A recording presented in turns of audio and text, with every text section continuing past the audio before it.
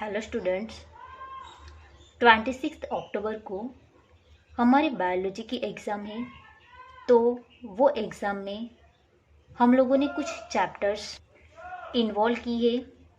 तो वो chapters related कुछ आईएमपी क्वेश्चन जो है वो हम लोग रिवाइज करेंगे। तो हम लोग स्टार्ट करते हैं chapter number 1, reproduction in organisms. First of all, what is reproduction? तो रिप्रोडक्शन क्या है, उसकी डेफिनेशन क्या है? तो reproduction is defined as a biological process in which an organism gives rise to young one like offspring similar to itself. ये process में क्या होगी? तो ऑर्गेनिज्म जो है वो अपने जैसा ही ऑफस्प्रिंग प्रोड्यूस करेगा। सो दैट इज कॉल्ड रिप्रोडक्शन। वो वन काइंड ऑफ प्रोसेस है। The offspring grow, mature and in turn produce new offspring. ये जो ऑफस्प्रिंग है वो ग्रो होगा, मैच्योर होगा एंड वो फिर से न्यू ऑफस्प्रिंग प्रोड्यूस करने के लिए कैपेबल होगा। तो ये जो साइकिल है वो बर्थ, ग्रो एंड डेथ तक कंटिन्यू रहेगी। तो हमें पता है कि रिप्रोडक्शन जो है उसके 2 टाइप्स है, sexual reproduction and asexual reproduction. तो असेक्सुअल रिप्रोडक्शन में क्या होगा? तो in this method, a single individual parent is capable of producing offspring. As a result, the offspring that are produced are not only identical to one another, but are also exact copies of their parents. Asexual reproduction में क्या होगा? तो single organism जो है वो involve होगा and उससे जो ऑफस्प्रिंग प्रोड्यूस होगा वो एग्जैक्ट अपने पेरेंट जैसे ही कॉपीज होगी उसकी, मीन्स उसके जैसे ही दिखेगा। तो हमें पता है कि कुछ ऐसे ऑर्गेनिज्म हैं जैसे कि डायग्राम में हम लोग देख सकते हैं अमीबा। उसमें अमीबा पेरेंट है, वो डिवीज़न होके फर्स्ट डिवीज़न होगा न्यूक्लियस, दैन साइटोप्लाज्म डिवीज़न होगा, उसके बाद इंडिविजुअल ऑफस्प्रिंग डॉटर सेल जो है उसमें प्रोड्यूस होगा। दैन सेकंड एग्जांपल जो है वो फंगस का है, यीस्ट, उसमें बडिंग प्रोसेस होगी, वो one kind of asexual process है। तो ऐसे कई सारे एग्जाम्पल है असेक्सुअल रिप्रोडक्शन के। तो एग्जाम में अगर ये क्वेश्चन आ सकता है कि एक्सप्लेन असेक्सुअल रिप्रोडक्शन, तब हमें लिखना है पहले डेफिनेशन, उसके बाद उसके एग्जाम्पल लिखने हैं। Then next one, sexual reproduction. Sexual reproduction involve formation of the male and female gametes either by the same individual or by different individual of the opposite sex. तो सेक्सुअल रिप्रोडक्शन में कैसी process होगी? तो उसमें 2 kinds के gamete है, like mail and female gamete. ये जो गैमेट है ये फ्यूज होके न्यू ऑफस्प्रिंग प्रोड्यूस करेगा। ये जो ऑफस्प्रिंग है वो पेरेंट्स जैसा भी हो सकता है या फिर उससे डिफर भी हो सकता है। And these gametes fuse to form the zygote which develop to form the new organism. zygote में से new organism form होगा and it is an elaborate, complex and slow process as a compared to asexual reproduction. ये जो process है वो asexual reproduction के comparison में slow process होगी एंड कॉम्प्लेक्स होगी।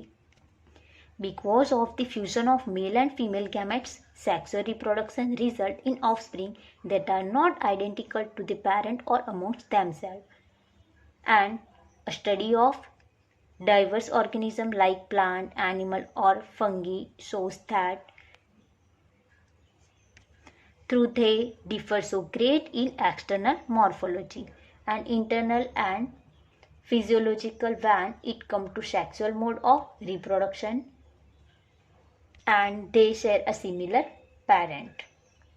तो ऐसे ही सेक्सुअल रिप्रोडक्शन में क्या होगा? तो 2 डिफरेंट गैमेट जो है मेल एंड फीमेल गैमेट ये फ्यूज होके ऑफस्प्रिंग बनेगा एंड ये जो ऑफस्प्रिंग है वो पेरेंट्स के सिमिलर भी हो सकता है या फिर उससे डिफर भी हो सकता है। तो इसके कई सारे एग्जाम्पल है एनिमल्स एंड प्लांट्स के लिए।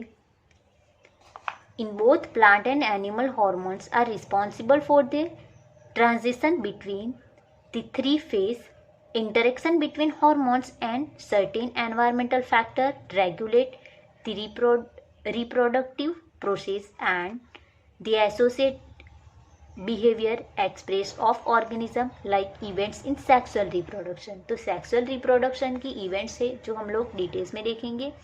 After attainment of maturity, all sexually reproducing organisms exhibit events and processes that have remarkable fundamental similarity, even though the structure associated with sexual reproduction are indeed very different. The events of sexual reproduction, though elaborate and complex, follow a regular sequence. Sexual reproduction is characterized by the fusion or fertilization of the male and female gametes, the formation of zygote and embryogenesis. For conventions, these sequential events may be grouped into three distinct stages, namely the pre-fertilization process, fertilization process and the post-fertilization events. Now first we will discuss about pre-fertilization events. तो पहले हम लोग देखते हैं कि pre-fertilization events में क्या होगा. These include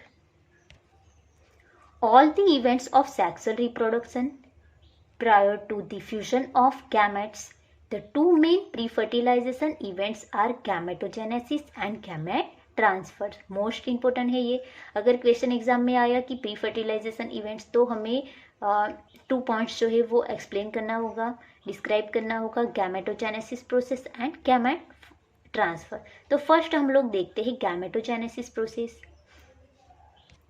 Gametogenesis refer to the process of formation of two types of gametes, male and female. इसमें क्या होगा, तो male and female two different kind के जो गैमेट है वो फ्यूज होंगे. So this process is called gametogenesis process. And male and female two different kind के गैमेट्स जो है वो फॉर्म होंगे गैमेटोजेनेसिस में, मीन्स फॉर्मेशन प्रोसेस होगी. Gametes are haploid cells. Gametes जो है वो हैप्लॉइड ही होते हैं. In some algae, the two gametes are so similar in appearance that it is not possible to categorize them into male and female gametes. कुछ algae ऐसी होती है उसमें टू गैमेट्स फ्यूज तो हो जाते हैं सिमिलर, लेकिन हम लोग आइडेंटिफाइड नहीं कर सकते कि ये फीमेल गैमेट है कि मेल गैमेट है. They are hence called homogametes and it's also called isogametes. Isogametes में क्या होगा, तो टू गैमेट्स जो है टू सिमिलर गैमेट्स वो फ्यूज होता है, लेकिन उसमें मेल कौन सा है एंड फीमेल कौन सा है वो हम लोग आइडेंटिफाइड नहीं कर सकते हैं. ऐसी प्रोसेस किस में होगी, तो कुछ अलगीज में ऐसी प्रोसेस होती है. And this process is called homogametes. This gametes is called homogametes. However, in a majority of sexual reproduction organisms, the gametes produced are of two morphologically distinct types, that is called heterogametes. And in such organisms, the male gametes is called the antherozoids or sperm and the female gametes is called the egg or ovum.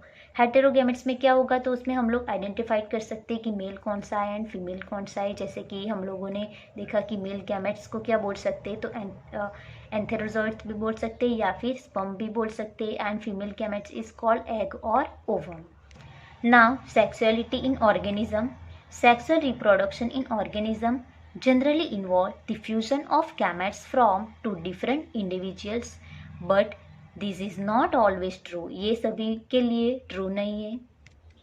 Plant may have both male and female reproductive structure in the same plant, that is called bisexual, or on different plant is called unisexual.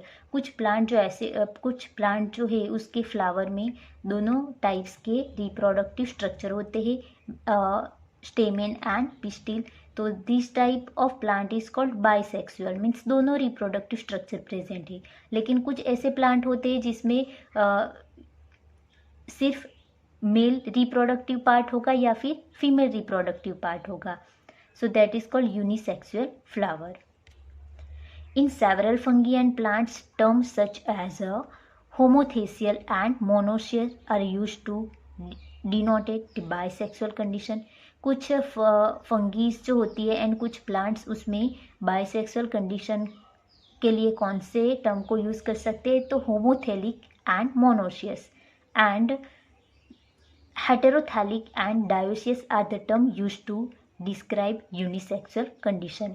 जो unisexual plant होते हैं उसके लिए कुछ plants and fungus के लिए हेटेरोथैलिक and dioecious term भी use कर सकते हैं। इन flowering plant the unisexual male flower is staminate bearing stamens while the female is pistillate or bearing pistils. In some flowering plant, both male and female flower may be present on the same individual like monoecious or on separate individual dioecious.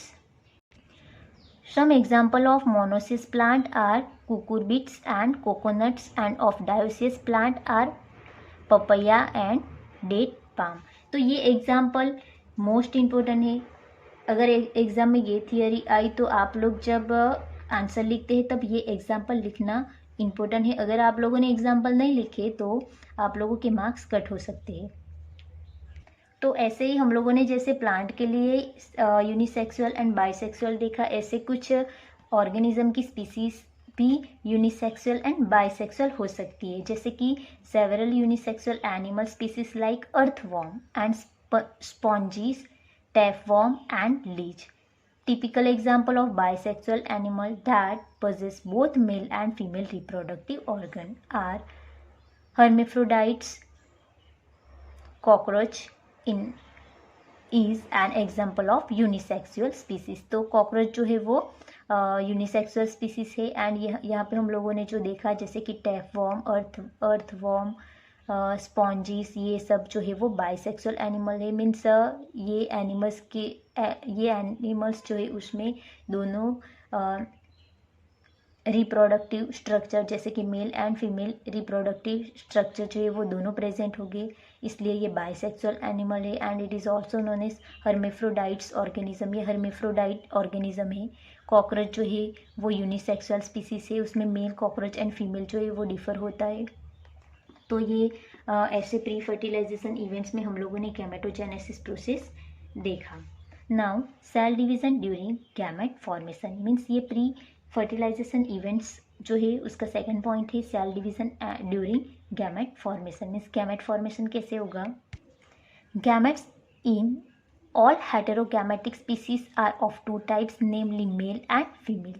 Gametes are haploid through thought the parent plant body from which they arise may be either haploid or diploid. ये जो gamete जो होता है वो haploid हो सकता है या फिर डिप्लोइड हो सकता है, लेकिन मोस्टली ये हैप्लोइड होता है। Haploid parent produce gamete by mitotic division. जो हैप्लोइड पेरेंट होता है उसमें माइटोटिक डिवीजन होता है। Several organism belonging to Monera, fungi and algae and bryophytes have haploid plant body, but in organism belonging to pteridophyte, gymnosperm and angiosperm and most of the animal including human being, the parental body is diploid. It is obvious that meiosis, the reduction division, इसमें reduction division होगा, has to occur if a diploid body has to produce haploid gamete. तो diploid body वाले जो organism होते हैं उसमें वो लोग जो हैप्लॉइड गैमेट प्रोड्यूस कर सकते हैं कौन सी process through? Reduction division and meiosis process through. In diploid organism specialised cell called meiocytes like gamete mother cell undergoes meiosis. At the end of meiosis only one set of chromosomes get incorporated into each gametes. तो हम लोग ये chart में भी देख सकते हैं कि ऑर्गेनिज्म के नेम है यहाँ पे number of in myocytes and means diploid and chromosomal number in gametes वो हैप्लोइड होती। तो ये जो चार्ट है ये एमसीक्यूज के लिए मोस्ट इम्पोर्टेंट है, इसलिए हमें प्रिपेयर करना है। Then gamete transfer. Male and female gamete जो है उसका फॉर्मेशन हो जाने के बाद ये दोनों गैमेट्स जो है वो फिजिकली फ्यूज हो जाते हैं, so that is called fertilization. In a majority of organism male gametes is motile and the female gametes is stationary. Most of जो ऑर्गेनिज्म होते हैं उसमें मेल गैमेट्स जो होते हैं वो मोटाइल होते हैं क्योंकि उसके पास फ्लैजेला है, एंड फीमेल गैमेट जो है वो स्टेशनरी होते हैं क्योंकि वो लार्ज होते हैं एंड उसके पास फ्लैजेला नहीं होती है. Exception are a few fungi and algae in which both type of gametes are motile. Means कुछ ऐसी algae भी है उसमें दोनों टाइप्स के गैमेट्स जो होते हैं वो मोटाइल होते हैं. There is a need for a medium through which the male gametes move. Medium through ये जो मेल गैमेट है वो मूव करेगा. In several simple plant like algae, bryophyte and pteridophyte, water is the medium through which these gamete transfer take place. A large number of the male gametes, however, fail to reach the female gametes. कुछ male gametes जो होते हैं वो large number में होते हैं क्योंकि कई सारे इसमें से फेल भी हो सकते हैं. मीन्स फीमेल गैमेट्स तक पहुंच भी नहीं पा सकते हैं कुछ गैमेट्स जो होते हैं वो. To compensate this loss of male gamete during transport, the number of male gametes produced is several thousand times the number of female gametes produced. तो जब मेल गैमेट मूव करते हैं तब कई सारे मेल गैमेट्स जो होते हैं वो फेल हो सकते हैं. मीन्स फीमेल गैमेट्स तक पहुंच ही नहीं पाते. इसलिए फीमेल गैमेट के कंपैरिजन में मेल गैमेट जो होते हैं वो 1000 नंबर में प्रोड्यूस होते हैं. तो ये हुआ गैमेट ट्रांसफ़र का एग्जाम्पल. ऐसे कई सारे एग्जाम्पल होते हैं प्लांट के लिए भी, जैसे कि पोलिनेशन प्रोसेस होती है. पोलन ग्रेन जो होता है वो मूव करके पिस्टिल पे जाता है, उसके बाद फर्टिलाइजेशन प्रोसेस होती है. तो ये हुई pre fertilization process. Means sexual reproduction की फर्स्ट इवेंट्स जो है वो कौन सी है, प्री फर्टिलाइजेशन इवेंट्स. उसमें 2 प्रोसेस होगी. कौन सी, तो gamete formation and gamete transfer. Gamete formation में क्या होगा, तो गैमेट फॉर्म होते हैं डिफरेंट काइंड के या फिर similar mail and female. And gamete transfer में क्या होगा, तो गैमेट जो होते हैं वो ट्रांसफ़र होते हैं किसी भी मीडियम थ्रू. जैसे कि हम लोगों ने एग्जांपल देखा bryophyte, fungi etcetera. And plant में पोलिनेशन प्रोसेस जो होती है वो one kind of gamete transfer है. तो सेक्सुअल रिप्रोडक्शन में सेकंड इवेंट्स जो है वो फर्टिलाइजेशन इवेंट्स. उसमें क्या होगा, तो 2 डिफरेंट काइंड के गैमेट जो है वो फ्यूज होते हैं एंड उसके बाद जाइगोट, डिप्लॉइड जाइगोट फॉर्म होती है.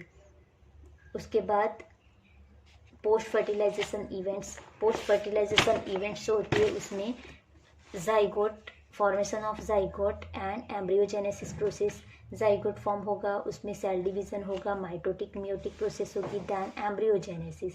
जाइगोट जो है उसका सेल डिवीज़न होकर डिफ्रेंसिएशन प्रोसेस होगी. मीन्स टिश्यू, ऑर्गन पार्ट ये सब बनेगा. सो that is called embryogenesis process. तो ये हुई सेक्सुअल रिप्रोडक्शन की प्रोसेस. तो स्टूडेंट, सेक्सुअल रिप्रोडक्शन जो थियरी है वो एग्जाम के लिए मोस्ट इंपॉर्टेंट थियरी है. नाउ नेक्स्ट हम लोग डिस्कस करेंगे chapter number 2, sexual reproduction in flowering plant. तो उसमें हम लोग देखेंगे कि pre fertilization structure and events. Flowering plant में प्री फर्टिलाइजेशन प्रोसेस कैसे होगी, उसका स्ट्रक्चर एंड उसकी events. Several hormonal and structural changes are initiated which lead to the differentiation and further development of the floral primordium.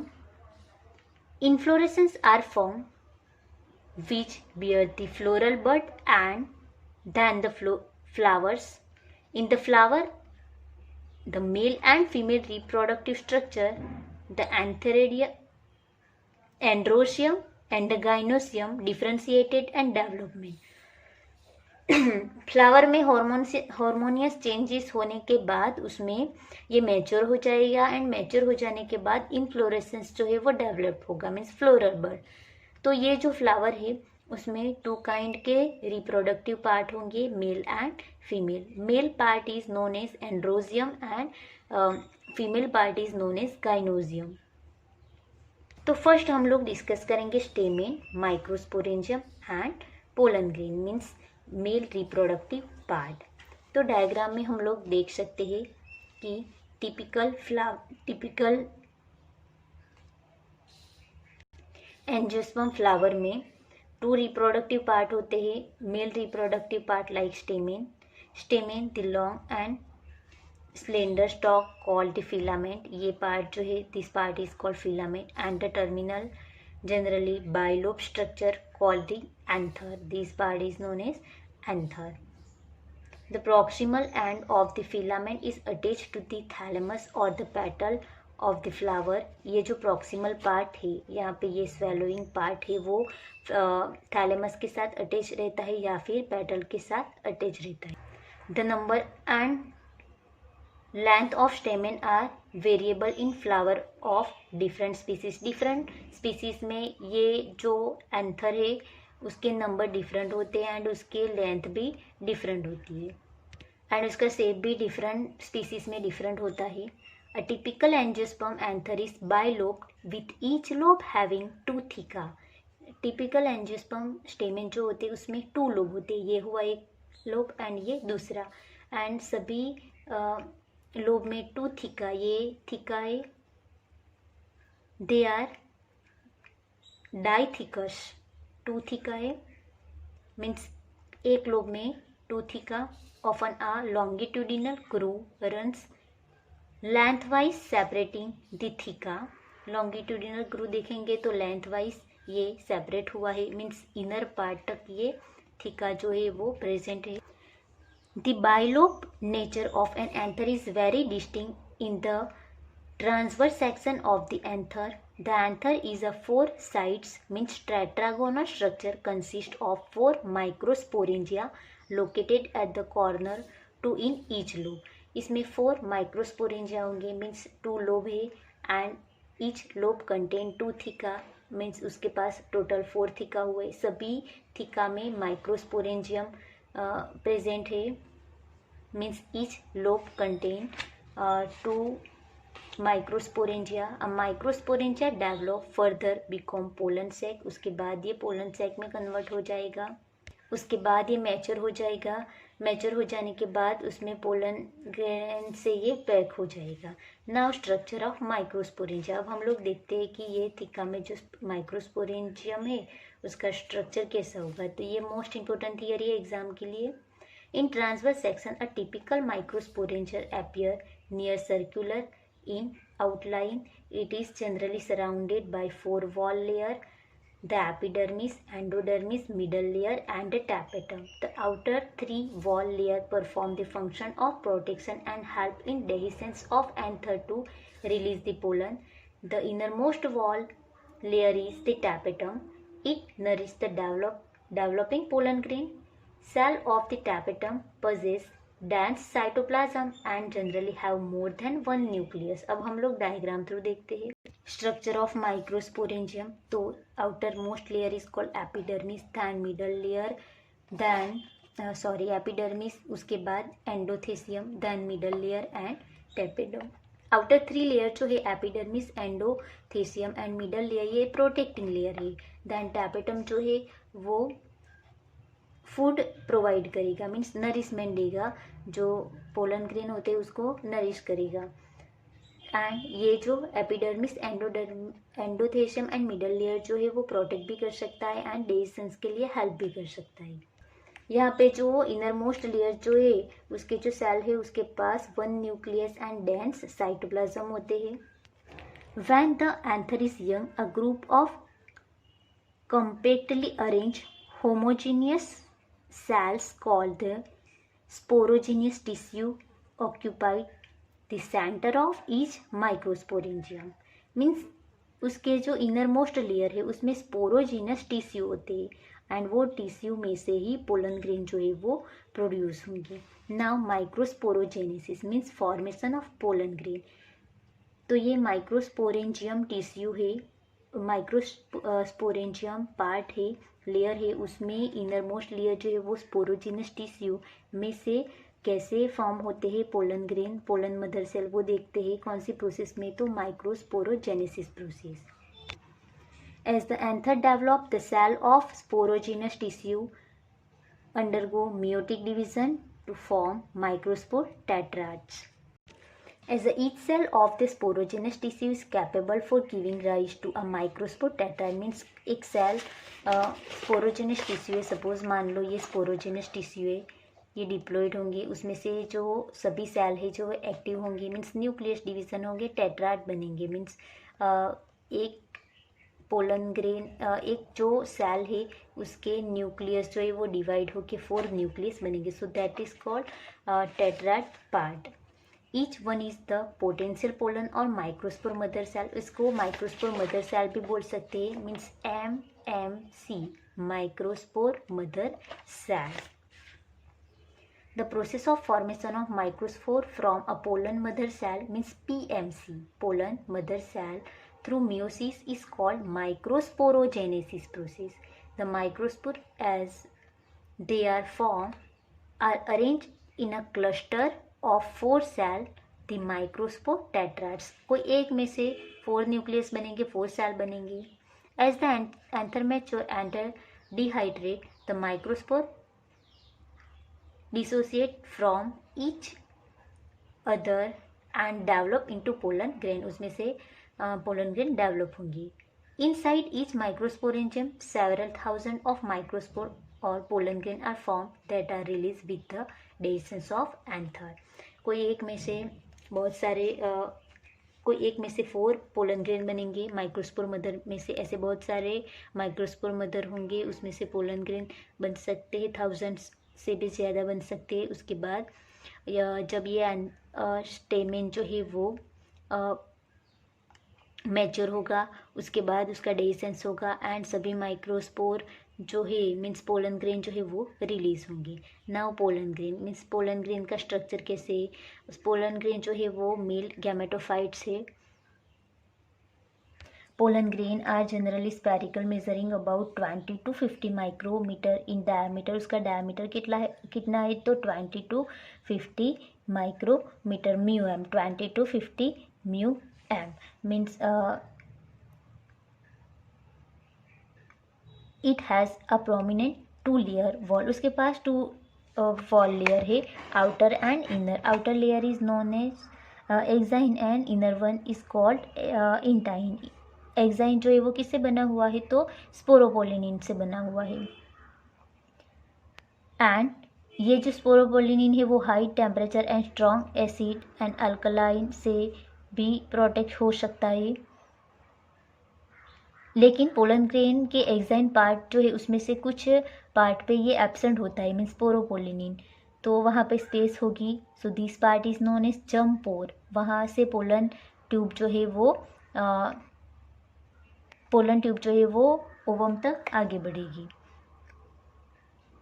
Inner wall जो है वो किससे बनी हुई है तो सेलुलोज एंड पैक्टिन से बनी हुई है. Pollen grain contain 2 kind of cell, vegetative cell and generative cell. Vegetative cell जो है वो लार्ज है एंड जनरेटिव सेल जो है वो स्मॉलर सेल है. वेजिटेटिव सेल जो है वो जनरेटिव सेल को नरिशमेंट प्रोवाइड करेगा एंड जनरेटिव सेल जो है वो आगे जाके 2 मेल गैमेट में कन्वर्ट हो जाएगा. तो ऐसे पोलन ग्रेन की प्रोसेस होती है एंड फर्टिलाइजेशन प्रोसेस प्लांट में होती है. तो यहाँ पे हम लोगों ने मेल रिप्रोडक्टिव पार्ट देख लिया. Now next one female reproductive part like pistil and megasporangium and embryo shell. The gynoecium represent the female reproductive part of the flower. ये जो गाइनोसियम है फीमेल रिप्रोडक्टिव पार्ट है. द गाइनोसियम में consist of a single pistil. अगर किसी में एक ही पिस्टिल होगी so that is called monocarpellary. एक से ज़्यादा होगी तो multicarpellary. When there are more than 1 pistil may B fuse. अगर फ्यूज होगी तो वो सिनकार्पस एंड फ्री होगी तो apocarpous. Pistil has 3 part, stigma, style and ovary. हमें पता है कि पिस्टिल जो है उसमें 3 पार्ट होते हैं, stigma, style and ovary. The stigma serves as a landing platform for pollen grain. जो स्टिग्मा जो है उसका फंक्शन क्या है तो यहाँ पे पोलन ग्रेन लैंड होता है. And the style is the elongated slender part beneath the stigma. The basal bulk part of the pistil is called ovary, and inside the ovary is the ovarian cavity like locule. The placenta is located inside the ovarian cavity. तो हम लोग ये diagram में देख सकते हैं pistil में stigma part, style part and ovary part. यहाँ पे डायग्राम बी जो है वो मल्टीकार्पिलरी है एंड ये किस सिनकार्पस मीन्स फ्यूज है। दैन एपोकार्पिलरी है मीन्स सभी जो पिस्टिल है वो फ्री है। नाउ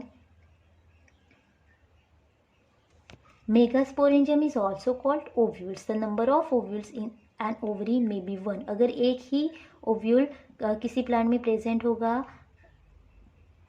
वो एग्जाम्पल कौन सा है, तो wheat, paddy and mango. And एक से ज़्यादा ओव्यूल्स प्रेजेंट होंगे, वो पपैया, वाटरमेलन एंड ऑर्किड्स। तो हम लोग डिटेल्स में देखेंगे the megasporangium like ovule. Ovule का स्ट्रक्चर देखेंगे, मोस्ट इंपॉर्टेंट है ये एग्जाम के लिए। The ovule is a small structure attached to the placenta by means of a stalk called funicle. The body of the ovule fused with funicle in the region called hilum. तो diagram में हम लोग देख सकते हैं ovule का जो small part है वो प्लेसेंटे के साथ अटैच रहता है। So this part is called funicle. ये फ्यूनिकल पार्ट हुआ। देन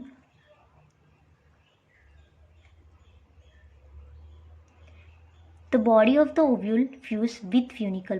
पूरी ओव्यूल की बॉडी जो है वो फ्यूनिकल के साथ फ्यूज होगी।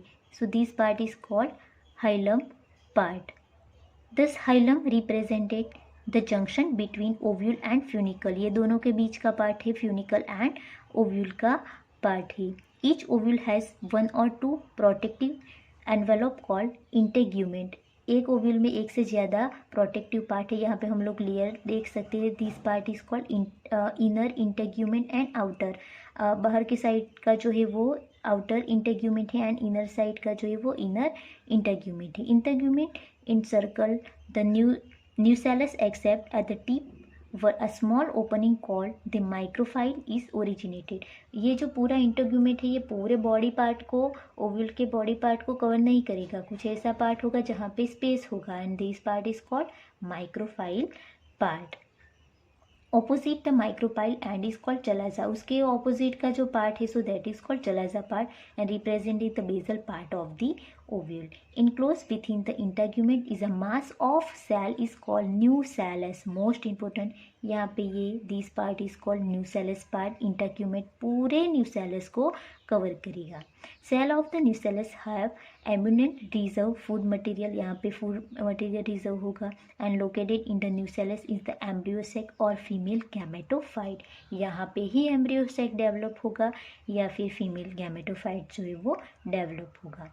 N ovule generally has a single embryo sac formed from megaspore। ये इमेच्योर ओव्यूल है, ये न्यूसेलस पार्ट है, अभी इसमें सिंगल सेल है। ये जब मैच्योर होगा तब ये न्यूसेलस में से एम्ब्रियो सेक डेवलप होगा and this process is called megasporogenesis process. The process of formation of megaspore from the megaspore mother cell is called megasporogenesis. इसमें से जो मेगास्पोर फॉर्म होगा and this process is called megasporogenesis process. Ovules generally differentiated a single megaspore mother cell in micropyle region MMC megaspore mother cell. ये जो nucellus है उसमें बहुत सारे सेल है, उसमें से मीन्स मेगास्पोर मदर सेल है, उसमें से कोई एक ही मेगास्पोर मदर सेल जो है वो एक्टिव होगा। मान लो ये हुआ मेगास्पोर मदर न्यूसेलस पार्ट, ये न्यूसेलस पार्ट है, उसमें से बहुत सारे न्यूसेलस पार्ट में से कोई एक ही मेगास्पोर मदर सेल MMC, ये सभी मेगास्पोर मदर सेल है। तो हम लोग निकाल देंगे कोई एक ही मेगास्पोर मदर सेल जो है वो एक्टिव होगा like MMC। The MMC means megaspore mother cell undergoes meiotic division. Meiotic division होगा, meiosis result is the produce of 4 megaspore. तो यहाँ पे मेगास्पोर मदर सेल जो है ये पूरे न्यूसेलस में से कोई एक ही सेल जो है वो एक्टिव होगा एंड उसमें से एक ही मेगास्पोर मदर सेल बनेगा। ये जो मेगास्पोर मदर सेल जो है उसका माइटोटिक डिवीज़न होगा एंड 4 मेगास्पोर मदर सेल बनेंगे। ये 4 मेगास्पोर मदर में से कोई एक ही एक्टिव होगा एंड सर्वाइव होगा एंड 3 जो है वो सर्वाइव नहीं होंगे, डीजनरेट हो जाएंगे। फिर से देख लो, ये मेगास्पोर मदर सेल है, उसमें से 4 मेगास्पोर मदर सेल बनेंगे माइटोटिक डिवीजन थ्रू एंड इसमें से 3 जो है वो डीजनरेट हो जाएंगे एंड ओनली 1 इज सर्वाइव। तो अब हम लोग देखते हैं कि एक जो सर्वाइव हुआ है उसमें क्या प्रोसेस होगी। तो इसमें से ही एम्ब्रियो सेक डेवलप होगा and this process is called female gametophyte. In majority of flowering plant, one of the megaspore is functional while the other 3 degenerate हो गए and only the functional megaspore develop into female gametophyte like embryo sac. This method of embryo sac formation from a single megaspore and term monosporic development. Now next, formation of embryo sac. अब हम लोग देखते हैं कि इसमें से embryo sac कैसे बनेगा। The nucleus of the functional megaspore divide mitotically to form 2 nuclei which move to the opposite pole. यहाँ पे ये जो मेगास्पोर जो है फंक्शनल 3 डिजनरेट हो गए, ओनली 1 इज फंक्शनल जो है उसका जो न्यूक्लियस है वो डिवाइड होके 8 न्यूक्लियाई बनेंगे। तो फर्स्ट जो है वो एक न्यूक्लियस में से 2 न्यूक्लियस बनेंगे, उसके बाद फिर से डिवीज़न होगा, ऐसे 4 बन गए, दैन फिर से डिवीज़न होगा, फर्स्ट डिवीज़न ये हो गया first division, then second division, then third division, then fourth division. 4 division हो गए, 4 टाइम डिवीज़न हो जाएंगे, इसलिए कितने न्यूक्लियस हो जाएंगे उसमें 1 2 3 4 5 6 7 8 न्यूक्लिएटेड हो जाएंगे। तो एक सिंगल सेल जो है वो 8 न्यूक्लिएटेड स्टेज एम्ब्रियोसेक बन जाएगा। Then this nuclear division are not following immediately by cell wall formation after the 8 nuclear stage.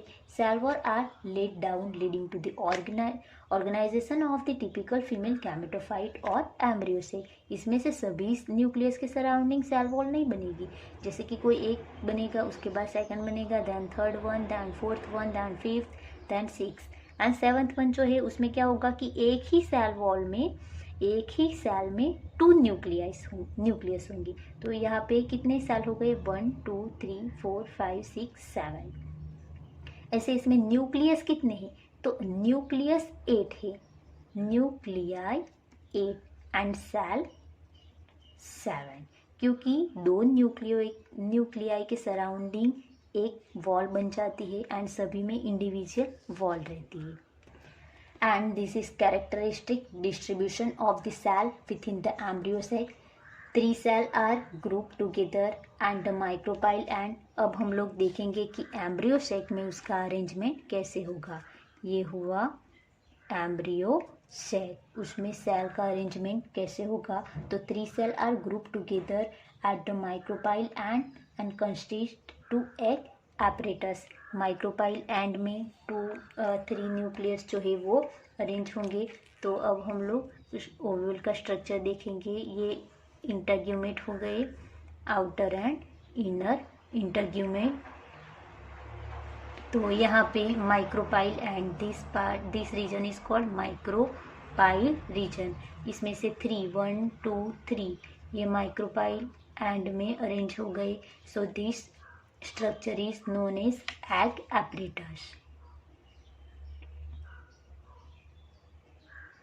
Then the egg apparatus is turn consist of 2 synergid cell and 1 egg cell। उसमें 2 synergid cell होंगे, this one synergid cell and ये egg cell है। Synergid cell have spacious cellular thickening at the micropylar tip called filiform apparatus and which play an important role in guiding the pollen tube into the synergy। इसके पास क्या है, मान लो ये synergid cell है, इसके पास filiform apparatus है। जब ये पोलन ट्यूब इसमें माइक्रोपाइल में एंटर होती है तब इसमें 2 मेल गैमेट होते हैं।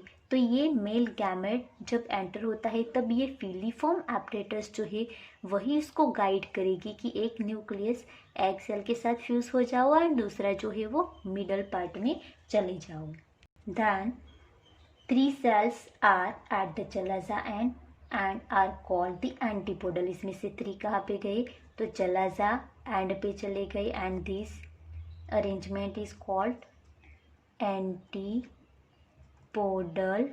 Cell and the large central cell as a mention earlier has 2 polar nuclei. ये लार्ज सेल जो है वो मिडल में रहेगा, वो एंटीपोडल पोलर 2 पोलर न्यूक्लियाई है। Thus a typical angiosperm embryo sac at maturity through 8 nucleate is 7 cell. तो यहाँ पे न्यूक्लियस कितने हुए, 1 2 3 4 5 6 7 8 एंड सेल कितने हुए, 1 2 3 4 5 6 7 एंड उसमें से लार्ज कौन सा है, तो